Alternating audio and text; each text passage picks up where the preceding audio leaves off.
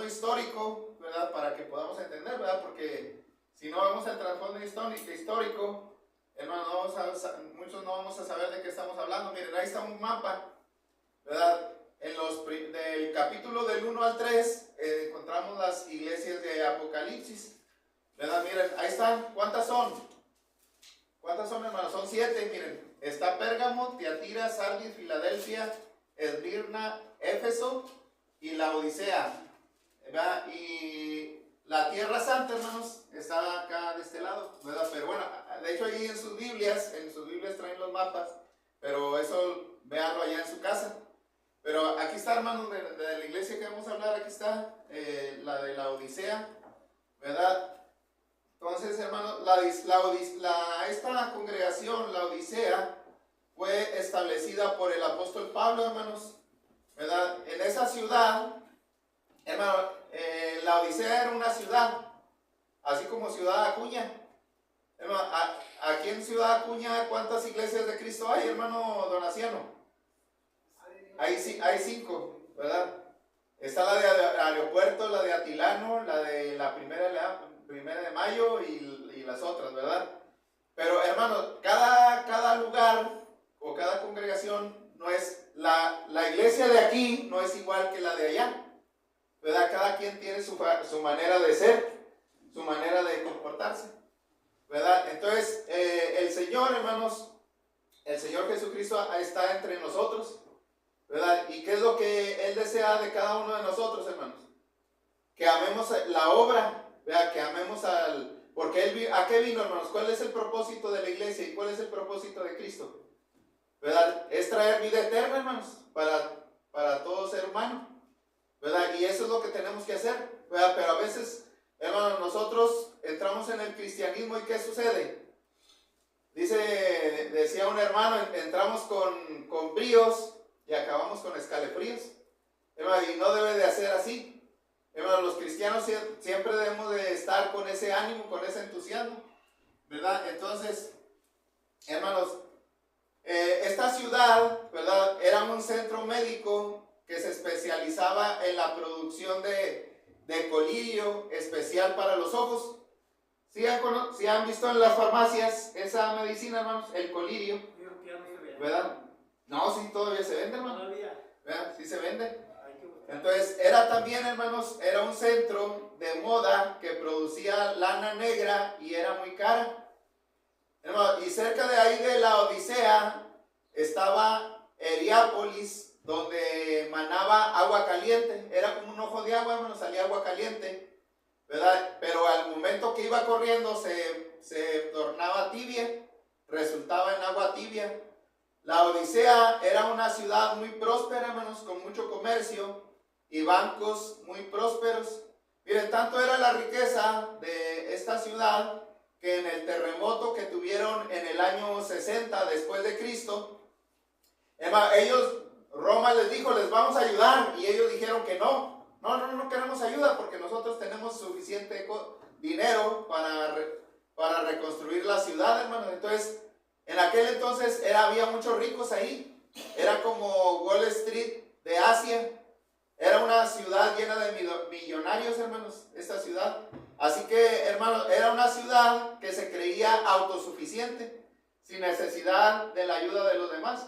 Hermanos, por eso todo lo que dice el Señor en este capítulo 3, hermanos, está relacionado con la manera de cómo vivía la iglesia, ¿verdad?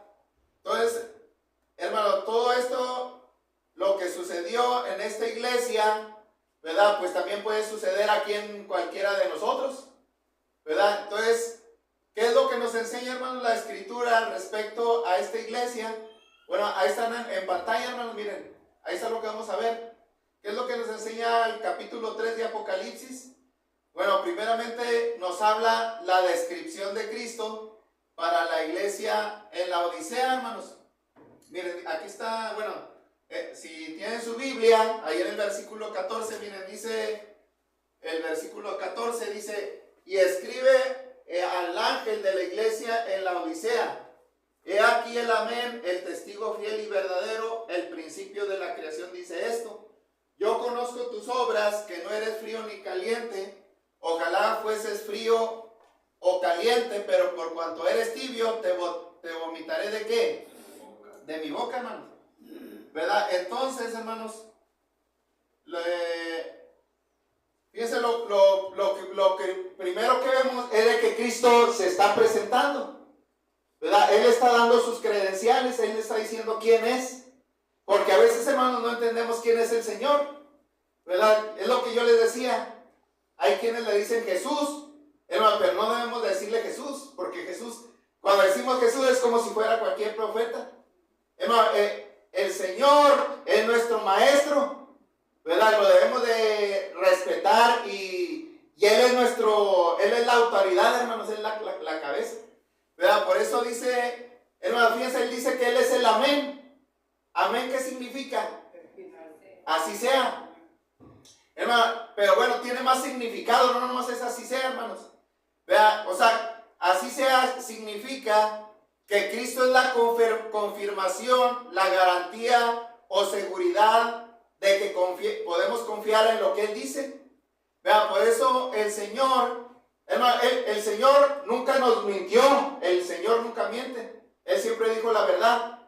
En sus mensajes, ¿se acuerdan qué es lo que decía? Hermano, Él siempre decía, de cierto os digo, ¿verdad? Y una vez dijo, antes que Abraham fuese, ¿qué? Yo soy. También en otra ocasión dijo, de cierto os digo, el que oye mi palabra y crea al que me envió, tiene vida eterna. Y no vendrá a condenación, mas ha pasado de muerte a vida. Entonces, hermano, entre otras afirmaciones, ¿verdad? Que Él dijo, ¿verdad? Porque hasta podemos hacer un tema de ahí, hermanos, ¿verdad? De cierto, ¿qué? Os digo. Entonces, esta frase, amén, en el griego, hermanos, significa una verdad profunda y absoluta. Pero también el Señor dice, hermano, que es el testigo fiel y verdadero. O sea, en contraste con los hombres, hermano, Él declara la verdad y es sincero. ¿Verdad? ¿Qué hacen los políticos? Prometen, ¿verdad? Pero muchas de las veces, ¿qué hacen? Nos mienten, pero Cristo no, hermanos. ¿Verdad? Cristo siempre nos va a decir la verdad, ¿verdad? Él nos va a decir las cosas tal como son, aunque nos duela. Hermano, porque la verdad, ¿qué? La verdad duele. Entonces, hermano, y dice que Él es fiel. Hermano, si nosotros somos infieles, Él va a permanecer, ¿qué? Él va a permanecer fiel. Hermano, Él también, el Señor dice que también es el principio de ¿qué? De la creación. Hermano, esto no significa que Cristo haya sido la primera cosa creada, sino que Cristo es el creador de todas las cosas, hermanos, y no una criatura. ¿Verdad? ¿Cómo sabemos de que esto es lo que dice la Biblia, hermanos? Miren, ¿se acuerdan lo que dice Juan capítulo 1, versículo 1? ¿Verdad? Dice que en el principio, ¿qué? Fíjense, hasta esa es la misma palabra, ¿verdad? En el principio era el verbo, y el verbo era ¿con quién? Era con Dios. Y luego dice, y el verbo era Dios. Este era en el principio con Dios, todas las cosas por Él fueron hechas, y sin Él, fíjense, sin el verbo, nada de lo que ha sido hecho fue hecho. ¿Verdad? Y en el versículo 14 de Juan capítulo 1 nos dice que aquel verbo fue ¿qué? ¿Verdad? Aquel verbo fue hecho carne y habitó entre nosotros. ¿Verdad? También Colosenses, hermanos, 1:15, hermanos, nos dice que Colosenses 1:15 dice, Él es la imagen ¿de quién? De Dios. ¿Verdad? Del Dios invisible. Fíjense, hermano. O sea que Cristo es de la misma naturaleza que el Padre, ¿verdad? Cristo es de la misma naturaleza que Dios, porque Él es ¿qué? La imagen, ¿verdad? El primogénito de toda creación, pero no porque Él haya sido creado, sino dice Pablo, dice porque en Él, o sea en Cristo, fueron creadas ¿qué? Fíjense cuántas, la mitad. ¿Verdad? No, hermanos, todas las cosas, o sea, si Él hizo todas las cosas, ¿Él qué es? Es Dios, ¿verdad? Porque en Él fueron creadas todas las cosas, las que hay en los cielos, las que hay en la tierra, visibles visibles e invisibles, sean tronos, sean dominios, sean principados, sean potestades, todo fue creado por medio de Él y para Él. Y Él es antes de todas las cosas y todas las cosas en Él subsisten. O sea, hermanos, si el sistema solar se está moviendo ahorita, es porque Cristo lo está manteniendo, ¿verdad? Todo hermanos, si las plantas crecen y los árboles dan fruto, es porque Cristo, el poder de Él, lo está sustentando. Fíjense, hermanos, qué bonito. Y todavía muchos no creen en Dios. Entonces, hermanos, en el griego, esta palabra principio se escribe arché, ¿verdad? Porque la Biblia no fue escrita en español, ¿verdad? Fue escrita en hebreo, arameo y en el griego, ¿verdad? Pero en el griego, hermanos, esta palabra significa la principal causa, el origen, la causa activa. Hermano, así que es evidente que Cristo es el principio de la creación en el sentido de que está sobre toda la creación, ¿verdad? Y no fue la primera cosa creada, sino que tiene autoridad sobre la creación porque Él es el autor de la vida. Hermano, también dice Hebreos capítulo 1, versículo 1, que dice que Dios habiendo hablado de muchas veces y de muchas maneras en otro tiempo a los padres por los profetas, en estos postreros en estos postreros días nos ha hablado ¿por quién? Vean, por el Hijo. O sea, nos habló ¿por quién? Por Abraham, ¿verdad? Habló por medio de ¿quién? De Noé. Habló por medio de ¿quién? De Moisés. Habló por medio de los ángeles. Pero ahora en estos últimos tiempos, ¿por quién nos habló? ¿Verdad? Por el Señor Jesucristo. Pero dice Hebreos, a quien constituyó heredero de todo y por quien asimismo hizo el universo, el cual siendo el resplandor de su gloria y la imagen misma de su sustancia, y quien sustenta todas las cosas con la palabra de su poder. Entonces, fíjense, hermanos, ¿cómo se presenta Cristo? Como el amén, el testigo fiel y ¿qué, hermanos? Y verdadero, el principio, ¿verdad? O la principal causa de la creación. Hermano, pero no solamente en esta iglesia, la Odisea, no solo encontramos su presentación, sino también vamos a ver el carácter.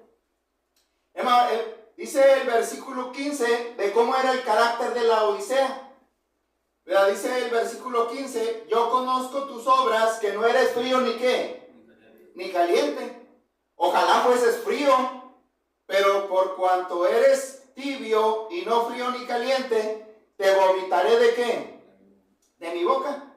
Entonces, hermanos, cuando hablamos del carácter, estamos hablando de su forma de ser, ¿verdad? Y la forma de ser de la Odisea no era nada bueno, ¿verdad? Por tanto, hermanos, fíjense, es la única de las iglesias de Apocalipsis, hermano, que no recibió ninguna clase de elogio.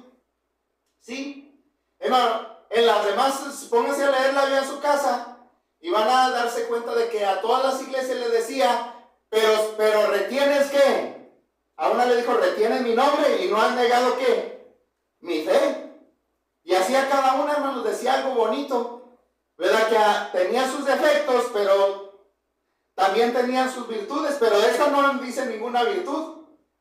Entonces, hermanos, así estaba crítica la situación de esta iglesia. Dice el texto que era una iglesia que, hermanos, aquí lo dice, ¿verdad? Era una iglesia tibia, no era fría ni caliente, sino era tibia. Hermano, y de acuerdo a la interpretación bíblica, los fríos, ¿saben quiénes son los fríos? Aquí estamos, miren. Aquí estamos, ese es el carácter de algunos de nosotros, ¿verdad que sí? ¿Verdad? Porque aquí en la iglesia hay de esos tres. Están los fríos, están los tibios y están los ¿qué? Los calientes. Hermanos, los fríos son los recién convertidos. ¿Sí, hermanos? Que comienzan su vida cristiana de una manera neutral. ¿Verdad? ¿Sí o no, hermano Donaciano? ¿Qué tienes que hacer con un recién convertido? darle estudio, ¿verdad que sí? Para que entienda. Tienes que animarlo, tienes que empujarlo, ¿verdad? Y eso no es pecado, hermanos, ¿verdad que no? Porque apenas, hermano, como no hay mucho conocimiento, ¿verdad? Pues ellos lo que hacen, lo hacen por lo que ven o por lo que escuchan, ¿verdad? Pero, hermano, con el tiempo van a tener entendimiento. Entonces, hermano, ¿quiénes son los calientes? Miren, son los que llevan una vida como la del apóstol Pablo. ¿Sí, hermano Ulises? Esos son los calientes, ¿verdad? El apóstol Pablo, ¿qué? No descansaba, hermanos, de trabajar y de predicar. Hermano, él, ¿cuántos viajes misioneros tuvo? 3. ¿Y cuántas iglesias estableció? Pues muchas. Hasta esta que estamos hablando es la que estableció Pablo, hermanos. Entonces, ese es un hermano que está caliente, hermano, uno que está entusiasmo, ¿verdad? Que tiene esas ganas de hacer las cosas. Entonces, hermano, es el que siempre está tratando de agradar al Señor. ¿Sí, hermano? O sea, no lo hace por alzarse el cuello, ¿verdad? O por tocar trompeta. Miren qué bonito soy muy bien, hermano, muy espiritual, ¿no? Hermano, el que es caliente está trabajando porque ama a Cristo. Hermano, de esa clase de hermanos debemos de ser. Por eso Pablo les decía a los hermanos allá en Romanos 12:11 que a los hermanos les decían: sean fervientes en espíritu, sirviendo al Señor. Ahora, bueno, vamos a hablar de los tibios, hermanos. ¿Quiénes son los tibios? Sarai, ¿quiénes son esos? Hermano, bueno, miren, los tibios son los que viven una vida mediocre. Ay, hasta se oye feo, ¿verdad que sí? ¿Verdad? Como dijo un hermano, tienen un pie en el mundo y otro en la iglesia. Los tibios son los que... Miren, ahí van, ¿quiénes son los tibios?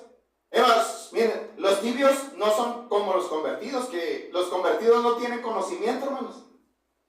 Los tibios son los que ya entendimos la Biblia, que ya abrimos los ojos y sabemos qué es lo que debemos de hacer. Pero somos, ¿qué? Descuidados. Somos apáticos. Miren, los tibios no asisten a las reuniones de la iglesia, en contraste de hermanos que caminan muchos kilómetros bajo la lluvia para llegar a la adoración. Una vez un hermano de la escuela de predicación se fue allá hay un pueblito, hermano, allá en el monte, y dijo el hermano: en lugar de que yo les fuera a predicar, ellos me predicaron. Porque ¿saben por qué, hermano? Se dio cuenta de que habían viajado largo camino, caminando como 1 kilómetro, 2 kilómetros, para llegar hasta ese lugar. Y esos son los hermanos que buscan a Dios, que aman a Dios. Entonces, los tibios son los que no ofrendan nada, en contraste con los que dan al Señor de su profunda pobreza. Son los que nunca estudian la Biblia, en contraste con un hermano. ¿Sabe cómo leyó toda la Biblia, hermanos? Y la leyó 3 veces. Porque él estaba cieguito, hermanos, estaba así. ¿Sabe cómo la leyó la Biblia? Ay, no tenía manos, hermanos. Y leyó la Biblia con la lengua, en el idioma braille. Fíjense, hermanos. Los tibios son los que, hermano, es el cristiano que ni siquiera haces el esfuerzo por vivir piadosamente, sino que es carnal. Hermano, el tibio es el que nunca ayuda a nadie cuando ve a alguien tener una necesidad. Vea, si está un hermano enfermo, pues hay que se las arregle como pueda, dice el carnal. Vea, ese es el cristiano tibio, hermanos. Vea, el tibio es aquel que no le importa si la gente se condena. El tibio no tiene interés en el trabajo que hace la iglesia. Vea, un hermano en una predicación le dijo a los tibios lo siguiente, hermanos. Fíjense, hermanos, ¿saben qué es lo que les dijo el hermano que estaba predicando? Pues si se está yendo al mundo, pues ya vete al mundo. ¿Verdad? No te quedes aquí a medias. ¿Verdad? O si vas a entrar a la iglesia, quédate aquí en la iglesia. Pero no te quedes ahí a medias. Y esos son los tibios, hermanos. Hermano, que se están saliendo, hermano, y cuando se están saliendo, pues no se salen completamente, están ahí en medio de la puerta. Y están causando que entre el frío en la iglesia, hermanos. ¿Verdad? Para estos hermanos de la Odisea, la tibieza de ellos era una condición permanente, era un estilo de vida. Hermanos, veamos las razones por las que el Señor Jesús deseaba que ellos fueran fríos o fueran calientes, ¿verdad? Pero no tibios. Miren, los fríos son más sinceros porque no andan diciendo que son cristianos. Vean, los fríos tienen más esperanzas de cambiar que uno que ya es hijo de Dios y que se cree suficiente, autosuficiente, y está satisfecho de sí mismo y es tibio. Los tibios le causan más daño a la iglesia que los fríos, hermanos. ¿Verdad? Son piedras de tropiezo, como dijo el Señor. ¿Se acuerdan qué es lo que dijo el Señor, hermanos? ¿Verdad? Dijo, mejor es que te pongas, que te ates una cuerda, ¿verdad? Una piedra de molino, ¿verdad? Y la eches al mar, que le hagas, ¿qué? Daño a uno de estos más pequeños. Entonces, hermanos, llama la atención que en la Odisea, al igual que en la carta de Sardis, no se menciona la persecución. Hermana, pregunta, fíjense, lean las otras cartas y habla de la persecución, ¿verdad? Y en esta carta, hermanos, no se habla que la iglesia estuviera siendo perseguida. Hermano, ¿por qué habrá dejado tranquilos Satanás a los cristianos de la Odisea? ¿Por qué, hermano don Naciano, los dejó tranquilos y no los persiguió? ¿Saben qué? ¿Por qué, hermanos? Sencillamente porque les gustaba así como estaban, así de tibios, ¿verdad? Y es que cuando estamos así, hermanos, estamos contribuyendo a los propósitos del diablo. Y es cierto, hermanos, Satanás no se preocupa por destruir a los tibios, pues ellos ya están acabados, hermanos. ¿Verdad? Se preocupa por destruir a los ¿qué? A los cristianos fieles. Estos creyentes tibios también son representados en la parábola del sembrador, hermanos, la que dijo el Señor allá en Mateo. Dice, son aquellos que cayeron entre espinos, los cuales, fíjense, esos que cayeron entre espinos, sí escucharon la palabra, pero se dejaron dominar por las preocupaciones, riquezas y placeres de la vida, lo que impide que el mensaje prospere y dé fruto, ahogando su vida espiritual. Entonces, hermanos, la pregunta para nosotros ¿es usted un cristiano tibio? Entonces, hermano, tengamos cuidado de las cosas de Dios, porque, hermano, esto no es un juego. Vea, según el texto, ¿saben por qué no es un juego, hermanos? Porque el Señor, hermano, el pecado va a ser castigado. Vea, el Señor dice que los iba ¿a qué? A vomitar de su boca. Vea, o sea, vomitar es rechazarlos con tremenda repugnancia. Entonces, hermanos, debemos de tener cuidado de ser dos caras, de estar divididos en dos, ¿verdad? Amas al mundo y amas a Cristo, pues no puede ser que cuando venimos a la iglesia, hermanos, tengamos una apariencia de santo y cuando salimos fuera de la iglesia nos convertimos en mundanos. Entonces, este tipo de creyentes no son agradables a Dios.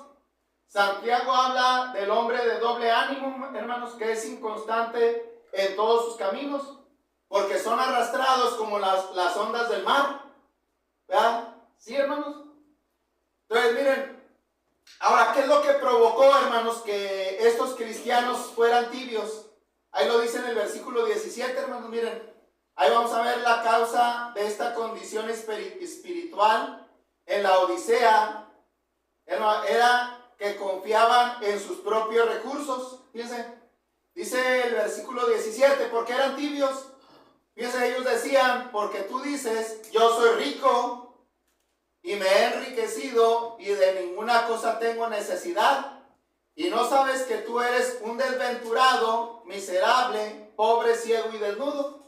Qué triste, ¿verdad que sí, hermanos? Miren, son aquellos que dicen, no, yo no necesito de la iglesia, yo estoy bien. ¿Vean? Y hermanos, pero no es cierto, hermanos, necesitamos de Cristo. ¿Vean? Para que Él nos pueda perdonar nuestros pecados. ¿Vean? Y así son los ricos, hermanos, se creen autosuficientes y no sienten la necesidad de la ayuda divina.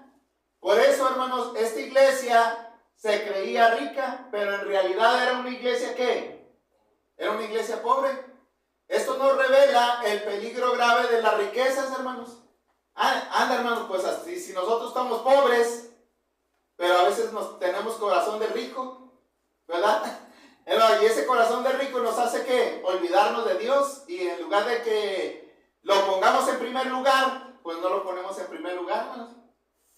Miren, las riquezas hacen que no reconozcamos la necesidad de Dios. Las riquezas destruyen la influencia de la palabra y ahogan el deseo de servir a Dios. ¿Sí o no, hermanos? No, ahorita van a hacer una carne asada, ¿verdad? ¿A dónde vas a ir? ¿A la carne asada o a la iglesia? Ya, vamos a ir a la presa. Porque fíjense, la influencia de todas esas cosas destruye el deseo de servir a Dios. Hermanos, no que no podamos divertirnos, pero hermanos, ¿por qué lo tienes que hacer en el primer día de qué? De la semana, ¿verdad? Hermano, el apóstol Pablo en 1 de Timoteo 6:9 dice, hermano, él enseña que las riquezas pueden llevar al cristiano a toda clase de maldad. Miren, 1 de Timoteo 6:9 dice, porque los que quieren enriquecerse caen en tentación y en lazo y en muchas codicias necias y dañosas que hunden a los hombres en destrucción y perdición. ¿Verdad? Porque raíz de todos los males es el amor al dinero, el cual codiciando algunos se extraviaron de la fe y fueron traspasados de muchos dolores. Entonces, hermanos, hagamos la pregunta, bueno, pues ¿cuáles son mis riquezas? Vean, ¿dónde está mi tesoro? Vean, ¿me creo autosuficiente? Entonces, hermano, lo que el Señor Jesús desea es que entendamos que una congregación puede tener, podemos tener un edificio muy hermoso y un predicador que hable muy bonito. Ay, hasta se emociona mucho. Ay, hasta me quiero bautizar.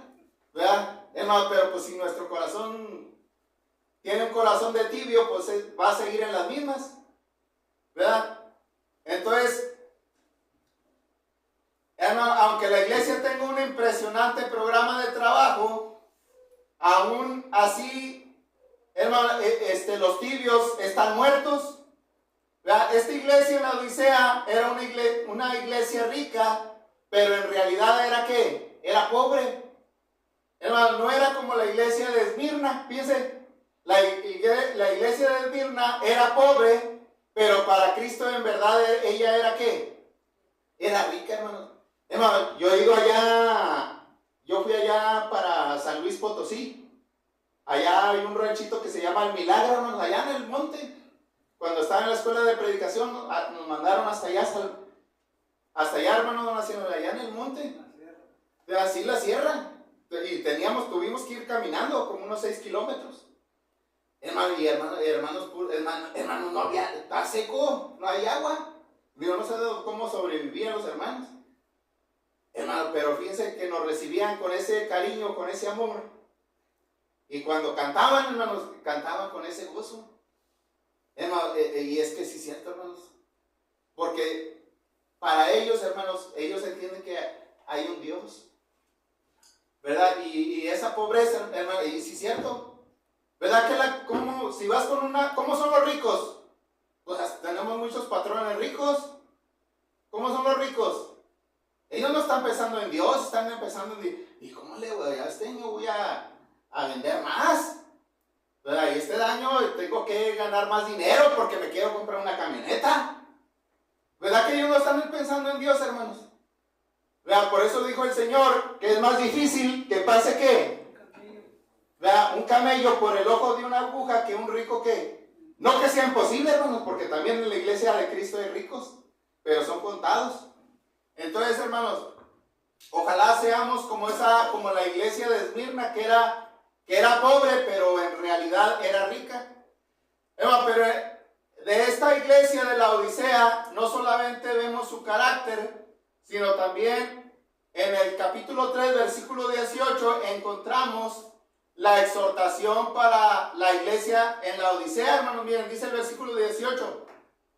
Le dice el Señor: por tanto, yo te aconsejo que de mí compres oro refinado en fuego, para que sea rico, y vestiduras blancas para vestirte, y que no se descubra la vergüenza de tu desnudez. Y unge tus ojos con colirio para que veas. Yo reprendo y castigo a todos los que amo. Sé pues celoso y arrepiéntete. Entonces, hermano, aquí vemos la preocupación por el Señor y les anima a que dejen lo malo y que hagan los cambios necesarios. Hermano, ¿qué dice el Señor? ¿Qué nos aconseja el Señor? Que compremos, ¿qué, hermanos? Compremos oro refinado en fuego. ¿Qué es eso? ¿Qué es eso, ese oro, hermanos? ¿A qué oro se refiere? El oro es uno de los metales más preciosos y valiosos para el hombre. Pero, hermano, aquí el Señor no habla de oro literal, sino ¿saben de qué habla? Habla de la fe, ¿verdad? Pero esta fe no es una fe cualquiera, es una fe que ha sido probada en el fuego de las pruebas. Es aquella fe que por querer seguir viviendo, hermanos, una vida piadosa, ¿verdad? Hermanos, todos los que tienen una vida piadosa van a sufrir. ¿Sí, hermano Ulises? Te van a decir allá en tu casa: ahí viene el aleluya, ¿verdad? Mira, este cristianito que por donde pasa ni el zacate crece, y te van a criticar. Sí, hermano, el que viva una vida piadosa va a sufrir. ¿Sí, hermanos? Y ese viene siendo el fuego de la prueba, hermanos, para que nuestra fe sea más firme, para que nuestra fe sea más hermosa, hermanos. Esa es como el oro, hermanos. ¿Qué se hace para que el oro sea puro? Pues se tiene que calentar en el fuego, ¿verdad? Para que se le saquen las impurezas, ¿verdad? Y así, hermanos, Dios al que ama castiga, ¿verdad, hermano? Pero ¿saben por qué nos castiga? Porque andamos de mundanos, andamos en el pecado, hermano, y luego nos castiga y ahora sí nos venimos sufriendo y decimos: Señor, perdóname. Y qué bueno, hermano, y esa fe se purifica, ¿verdad que sí? Hermano, esa nos acerca más a Dios. Entonces, hermano, fíjense, esa fe va a llegar a ser como de aquellos fieles del Antiguo Testamento. ¿Se acuerdan de Job? Sí, hermanos, ¿sí se acuerdan de Job? ¿Verdad? Que le vinieron desastres, se le acabó todo, era rico. Se le acabó el ganado, se le acabó las casas, se le acabó la familia, hermanos. Hasta la mujer, ¿qué le dijo? Le dijo: maldice a Dios y muérete. Hermanos, pero la fe de él prevaleció. Hermanos, una fe como la de Abraham, ¿verdad? O como la de Esteban, ¿verdad? Fíjense la fe de Esteban, que estaba dispuesto a hacer, a morir.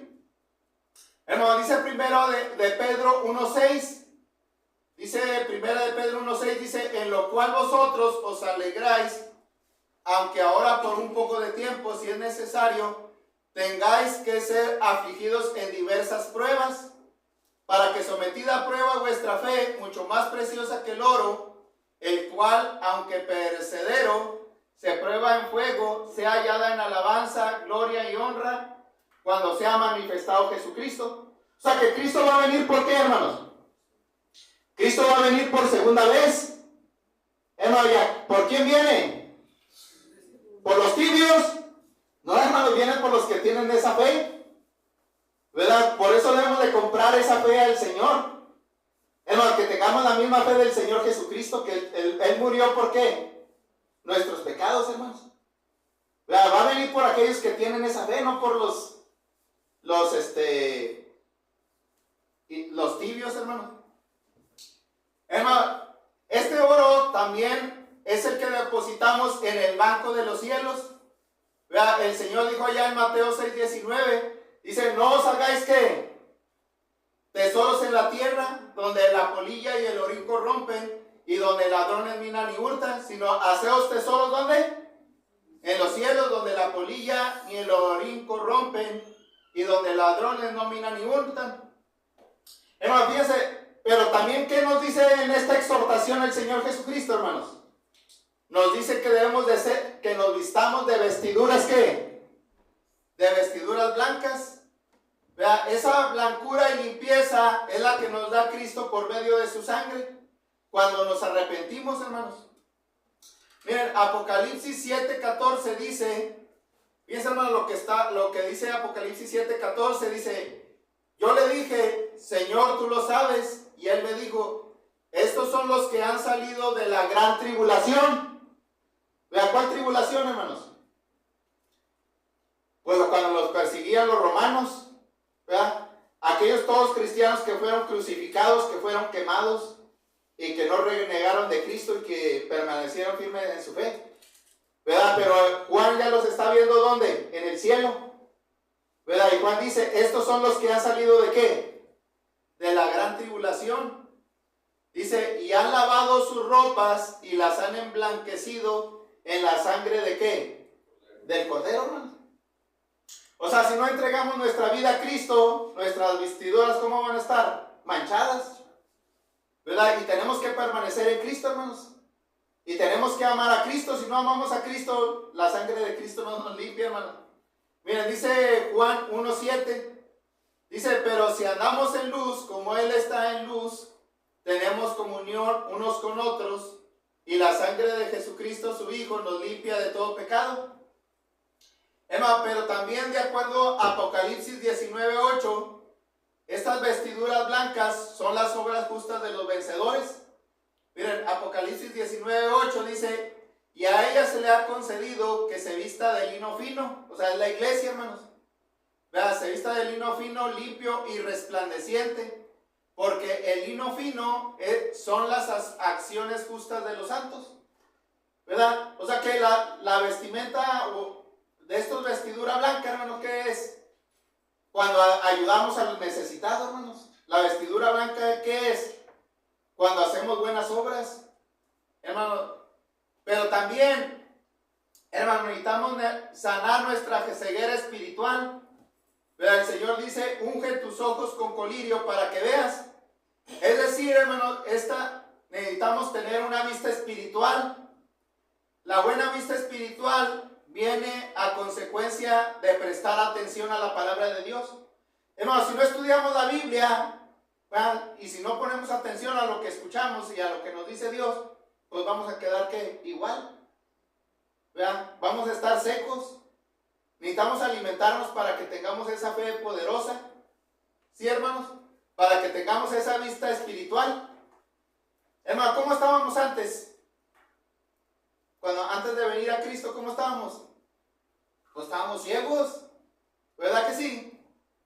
Yo era monaguillo, hermanos, ¿verdad? Y me andaba ya arrodillando delante de un pedazo de yeso, ¿verdad? Porque estaba ¿qué? Estaba ciego. Y a veces así estamos también aquí en la iglesia, hermano. Estamos ciegos espirituales. Porque no leemos la Biblia para entender cuál es la voluntad de Dios. Entonces, hermano, porque ¿saben qué? La Biblia es como un espejo, ¿verdad? ¿Un espejo para qué es? Pues te miras tal y como eres, ¿verdad que sí? ¿Verdad? Si te miras ahí los defectos, bueno, pues así también, la palabra de Dios, ahí miramos nuestros ¿qué? Pues defectos espirituales. Pero hermanos, ¿para qué está la palabra? Pues para que cambiemos, para que ya no tengamos eso. Hermanos, necesitamos ser celosos y arrepentirnos. Vea, ¿qué es ser celosos? Hermano, el celoso es el que está hirviendo, el que está animado. En vez de ser tibio, debemos hervir de entusiasmo por la obra de Dios. Estos cristianos estaban en peligro espiritual y ya no eran agradables a Cristo. Y Él les iba a rechazar completamente, hermano, ¿verdad? Porque Él dice, te vomitaré ¿de qué? De mi boca. A menos que cambiaran de actitud y vida. en casi todos los mensajes a las iglesias de Asia encontramos este elemento de advertencia, hermanos, contra los cristianos.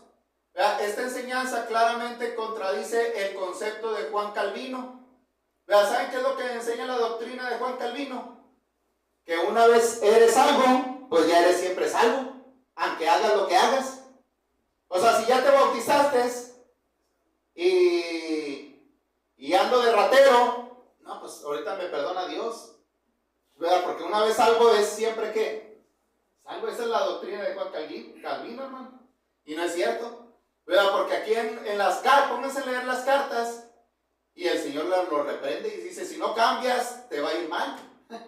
Hermano, porque el pecado nos va a cobrar factura. ¿Verdad? La paga del pecado, ¿qué es? Muerte. Más tenemos vida eterna en Cristo Jesús. Hermano, en Apocalipsis, en los capítulos del 2 al 3, encontramos muchas advertencias que se presentan pues que presentan todo lo contrario, ¿verdad? Lo que dice Juan Calvino. Entonces, aquí se nos habla que cristianos verdaderos habían abandonado el camino del Señor de alguna manera y claramente iban a ser condenados a menos que cambiaran. Cuando el Señor Jesús les reprende en el versículo 19, hermano, ¿por qué le reprende el Señor? Hermano José, ¿por qué lo reprendió? Por su dureza de corazón. Pues bueno, sí, pero no es la respuesta más correcta, hermano. ¿Saben por qué le reprendió? Porque les amaba. ¿Sí, hermanos? El amor tiene dos caras, ¿verdad? El amor, hermanos, ¿qué es el amor? Cuando tú abrazas a una persona, ¿verdad que sí? Le das palabras de ánimo. Que si tiene necesidad, le apoyas. Ese es el amor, ¿verdad que sí, hermano? ¿Y cuál es la otra cara de la moneda del amor? Es la disciplina. Si andas en malos pasos y te llama la atención, pues te enojas, pero no te lo estamos diciendo porque, ¿para qué? Para que te sientas mal, sino para que cambies, para que no te alejes de quién, de Dios, ¿verdad que sí, hermano? Por eso el Señor, hermano, dice, yo reprendo y qué, y castigo a todo aquel que amo. ¿Se fijan, hermano? Es la otra cara de la moneda. Entonces, hermano, pero en esta iglesia de la Odisea no solamente vemos la exhortación, sino también la invitación para la iglesia en la Odisea, hermanos. Miren, dice el versículo 20, he aquí yo estoy a la puerta y ¿qué? Y llamo. Si alguno oye mi voz y abre la puerta, entraré a él y cenaré con él y él conmigo. Al que venciere, le daré que se siente conmigo en mi trono, así como yo he vencido y me he sentado con mi Padre en su trono. Entonces, hermanos, ¿qué había pasado con estos cristianos? Miren, habían perdido la comunión con Dios, con Cristo. ¿Cómo sabemos que habían perdido la comunión con Cristo, hermana Pilar? Estos cristianos, ¿por qué sabemos que habían perdido la comunión con Cristo? Porque ¿dónde estaba Cristo? ¿Estaba adentro o estaba afuera? ¿Verdad? Háganse cuenta que aquí en la iglesia, ahí está la puerta y el Señor allá está afuera. Y la puerta cerrada y no le abrimos. ¿Verdad? Habían perdido la comunión con Cristo, hermanos, y necesitaban volver a esa comunión. Por eso el Señor nos invita a abrir la puerta de nuestro corazón, hermanos. Estas palabras debieron haber escandalizado a algunos de ellos, ¿verdad? Porque el Señor estaba revelando que ellos lo habían sacado de su corazón y de su vida. Es probable que ni siquiera estuvieran conscientes de que eso era lo que habían hecho. ¿Sí, hermano? O sea, que a veces así sacamos a Cristo de nuestra vida, hermano, y no nos damos cuenta. Venimos a la iglesia, ¿por qué? Por rutina. ¿Verdad? Pues para que no me diga nada. Hermano, pero a la iglesia no venimos para eso. ¿Por qué venimos? Porque, hermano, si vamos a venir aquí, es porque amamos a Cristo. ¿Sí, hermano? Entonces, a nosotros también nos puede ocurrir esto, hermano, sobre todo si nos volvemos autosuficientes en cuanto a nuestro compromiso con el Señor. Hermano, por más que así lo deseara, el Señor Jesús no iba a usar de su fuerza para entrar en la vida de ellos. No iba a derribar la puerta del corazón de nadie. Más bien se presenta, hermanos, esperando pacientemente la puerta, tratando de obtener la atención de ellos y pidiendo que lo dejaran entrar. Hermano, pero la decisión ¿de quién es? Pues es de ellos y de nosotros. Miren, hay una pintura, hermanos, ahí está. Hay una pintura famosa que representa lo que estamos diciendo en este capítulo, hermanos, donde aparece Cristo llamando a la puerta. Es una pintura de Holman Huth, titulada La luz del mundo. En esta pintura, el Señor Jesús está delante de la puerta con una lámpara en su mano. La puerta ha estado cerrada por largo tiempo, hermanos. Tanto que una hiedra había crecido sobre la puerta. Sí, hermanos, fíjense, porque sí es cierto, ¿verdad? ¿Qué pasa cuando las cosas no las movemos, hermanos? Hasta se llenan de telarañas. Así estaba la puerta, ¿verdad? Porque ya tenía mucho tiempo que ellos no abrían esa puerta, ¿verdad? Pero está representando esta iglesia de la Odisea, hermanos. ¿Cómo tienen los de la Odisea la puerta? Pues la tienen cerrada y tienen mucho tiempo sin abrirla, ¿verdad? Sin embargo, hermanos, el Señor continúa llamando pacientemente. Cuenta la historia que cuando el señor Hunt terminó la pintura, hermanos, llamó a un amigo para que la viera. El amigo estudió el cuadro y fíjense, ¿saben qué es lo que le dijo el amigo? Le dijo, mira, la pintura no está completa. ¿Sabes qué se te olvidó? Se te olvidó poner un cerrojo del lado de la parte de afuera. ¿Sí, hermanos? Bueno, es que aquí no se mira muy bien, ¿verdad? Pero no tiene el cerrojo, hermanos. ¿Verdad que las puertas que tienen? Tienen el cerrojo por fuera y por dentro, ¿verdad? Y el señor Hunt le dijo, la pinté así a propósito. Mire, verá usted, la puerta es el corazón humano y el corazón solo se puede abrir desde adentro. ¿Sí es cierto, hermanos? Vea, y es que el Señor Jesucristo es un caballero, hermanos. Vea, hasta está el dicho que dice por ahí, ¿verdad que sí? A fuerza ni qué, ni los zapatos entran, hermanos. Entonces, hermanos, note que la invitación es individual a la respuesta de la invitación de Cristo, porque Él dice, si alguno oye que mi voz, o sea, no le dice, fíjense, hermanos, aunque la carta fue escrita a toda la iglesia, pero el mensaje es para cada uno de nosotros, ¿qué? En individual, ¿verdad? Porque dice, si alguno oye mi voz, entonces usted tiene que dejar que el Señor toque su corazón para que obre en su vida, y Él nos invita hoy a cenar con Él, hermanos, y que seamos vencedores. Los vencedores se sentarán en el trono, allá en el trono con el Padre, ¿verdad? ¿Se acuerda que en el pasado esto era lo que decían los hijos de Zebedeo? ¿Sí te acuerdas, hermano Ulises? ¿Qué le pidieron? ¿Qué le dijo la mamá de ellos al Señor? Le dijo que le concediera que uno de sus hijos se ayudara. Uno se sienta a la derecha y otro ¿qué? A la izquierda, hermanos. Pero ellos estaban pensando en un trono literal acá en la tierra, ¿verdad? Pero hermanos, ¿pero saben qué? Hermanos, ¿saben qué? En el aspecto espiritual, los vencedores van a tener este privilegio, ¿verdad? Porque aquí lo dice Cristo, hermano, ¿verdad? Dice que el que venciere se sentará ¿qué? En mi trono. ¿Fíjense, hermanos? Es un gran privilegio, hermanos. Y eso equivale a reinar con Cristo con Él. Entonces, hermanos, ya para terminar, miren, dice el texto, el que tiene oído, usted ya escuchó, ¿verdad? Y en el día del juicio,